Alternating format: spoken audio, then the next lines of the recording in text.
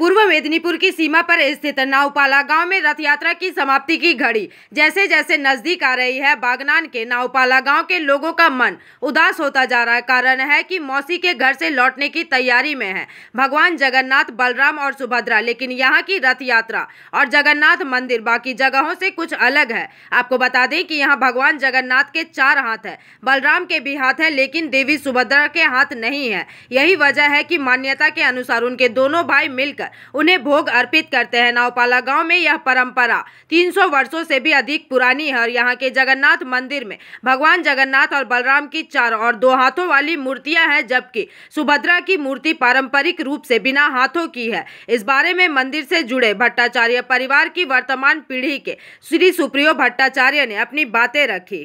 দেখুন, জগন্নাথের বিশেষত্ব এই যে জগন্নাথ এখানে বিষ্ণু রূপে পূজা হচ্ছে। তো আমাদের পূর্বপুরুষ 3.5 বছর আগে অযোধ্যানাথ মহাশয় উনি পুরী যেতে চেয়েছিলেন জগন্নাথ দর্শনে। তো উনি এত বৃদ্ধ হয়ে গিয়েছিলেন যে ওনার পক্ষে যাওয়া সম্ভব ছিল না। তখন বর্ধমানের রাজা তিনি বললেন যে আপনাকে পুরী যেতে হবে না, আপনার এখানেই আমি পুরী বানিয়ে দিচ্ছি। তো আমাদের এই নাওপালা গ্রামে তিনি উড়িষ্যা থেকে কাঠ আনিয়ে জগন্নাথ মূর্তি তৈরি করার সিদ্ধান্ত নেন। তো তখন আমাদের মহাশয় অযোধ্যানাথ মহাশয় বলেন যে তিনি যা স্বপ্নে দেখেছেন সেই অনুযায়ী কিন্তু জগন্নাথ মূর্তি তৈরি হবে। কিন্তু আমরা জানি জগন্নাথের হাত সাধারণত থাকে না, কিন্তু উনি স্বপ্ন দেখেছিলেন যে জগন্নাথ এখানে বিষ্ণু রূপে পূজা হতে চাইছেন। তাই তিনি ওনার স্বপ্ন মতো উড়িষ্যার রাজা দারুব্রহ্ম নিয়ে এসে উড়িষ্যা থেকে এই জগন্নাথ মূর্তি তৈরি করেন এবং উনি বলেন বলরামেরও হাত করতে হবে। তার কথা অনুযায়ী বলরামেরও হাত পূজিত হয়। কিন্তু উড়িষ্যার মহারাজ বললেন যেহেতু আমরা জানি যে পুরীতে হচ্ছে আমাদের মহাধাম, সেই ধামে কিন্তু কোনো হাত নেই জগন্নাথের, তাই সেখানকার মাহাত্ম্য বজায় রাখার জন্য উনি বললেন কিন্তু সুভদ্রার হাত রাখা যাবে না।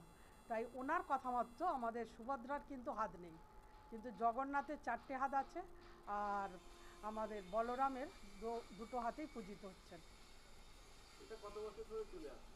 এটা এখন 501 বছর আগের, আমরাও তো ঠিক অতটা বলতে পারবো না, কিন্তু পূর্বপুরুষ যাই এখানেই নাওপালা গ্রামে হাওড়া জেলার পূজা হয়ে আসছে। আমাদের পুরোহিত দিয়ে ব্যক্তিগতভাবেই আমরা পূজা করি এবং জগন্নাথের যাবতীয় অনুষ্ঠান আমাদের এখানে পালন হয় গ্রামের লোকজনকে নিয়ে। মানে Minta Bhattacharya. Bureau report, PVTV news.